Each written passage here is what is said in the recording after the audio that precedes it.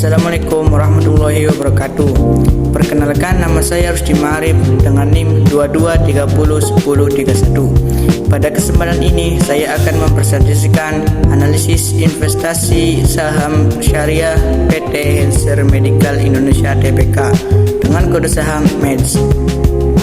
Analisis ini fokus pada kinerja keuangan perusahaan periode 22 sampai 2024 serta tingkat kepatuhannya terhadap prinsip syariah. Profil singkat perusahaan PT Hanser Medical Indonesia Tbk merupakan perusahaan yang bergerak di sektor alat kesehatan.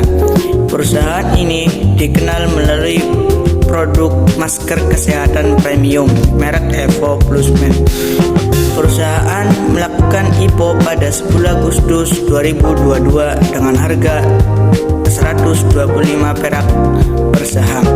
Produk utamanya meliputi masker medis, tensimeter, dan stetoskop. Aspek kesesuaian syariah.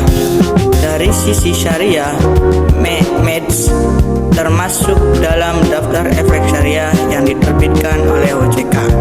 Hal ini karena kegiatan usahanya halal, struktur keuangannya sehat dengan rasio utang berbasis bunga yang rendah, serta produknya memberikan manfaat bagi masyarakat di bidang kesehatan.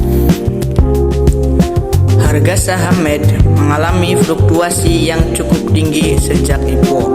Pada akhir 2022, harga naik sekitar 48,8%, kemudian mencapai lebih dari Rp200 pada tahun 2023. Namun, pada Januari 2024, harga turun hingga sekitar Rp50 perak akibat penurunan kinerja perusahaan.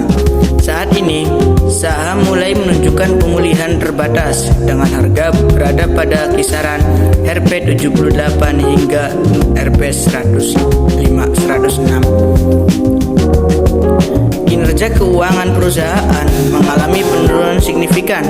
Pada tahun 2021, pendapatan mencapai Rp75,79 miliar dengan laba Rp26,63 miliar.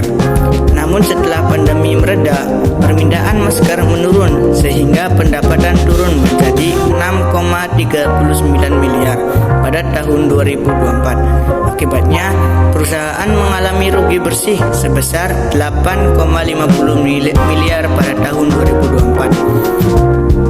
Total aset perusahaan menurun dari Rp80,92 miliar pada tahun 2022 menjadi Rp65,30 miliar pada tahun 2024. Ekuitas juga turun dari Rp68,79 miliar menjadi Rp56,61 miliar. Meskipun demikian, liabilitas atau utang perusahaan relatif rendah dan bahkan mengalami penurunan. Hal ini menunjukkan perusahaan masih memiliki struktur modal yang cukup sehat. Dari sisi profitabilitas, ROA dan ROE menunjukkan angka negatif pada tahun 2024. Ini menandakan perusahaan belum mampu menghasilkan keuntungan dari aset maupun modal yang dimiliki. EPS juga negatif karena perusahaan mengalami kerugian. Namun, DER hanya 0,15 kali, jauh di bawah batas ideal induksi. Artinya, tingkat utang perusahaan masih sangat aman. Terdapat beberapa risiko utama yang dihadapi perusahaan. Yang pertama, penurunan permintaan masker pasca pandemi. Kedua, resiko likuiditas karena pendapatan yang rendah dibandingkan biaya operasional. Yang ketiga, diverifikasi produk baru seperti tensimeter dan stetoskop yang masih belum memberikan kontribusi besar. Yang keempat, persaingan industri yang semakin kesat sehingga menekan margin keuntungan perusahaan. Meskipun menghadapi Menghadapi tantangan, perusahaan masih memiliki peluang untuk bangkit.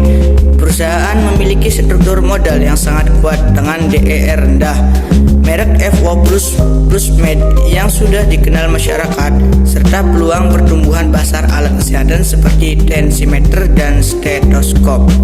Faktor-faktor ini dapat menjadi dasar pemulihan kinerja di masa depan. Berdasarkan evaluasi syariah, MEDS memenuhi seluruh kriteria yang ditetapkan oleh OJK. Rasio utang berbasis bunga berada di bawah batas maksimal, tidak memiliki pendapatan non-halal yang signifikan, kegiatan usaha halal, serta terdaftar aktif dalam daftar efek syariah.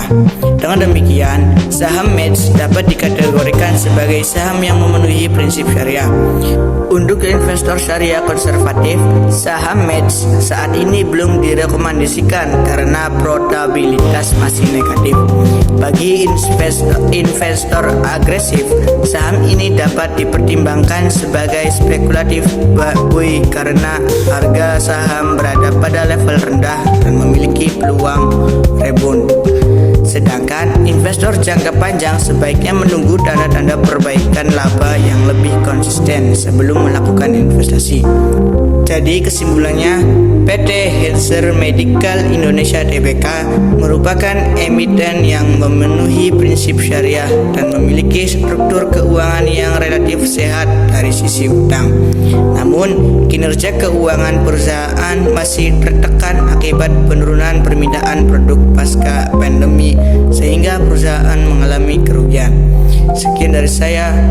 Assalamualaikum warahmatullahi wabarakatuh.